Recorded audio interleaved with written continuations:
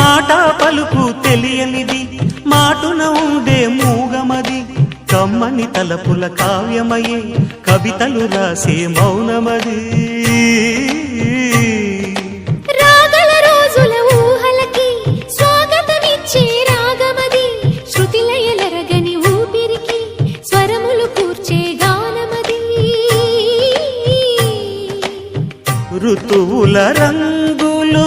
మార్చేది కల్పన కలిగిన మది భావం బ్రతుకును పాటగా మలిచేది మనసున కదిలి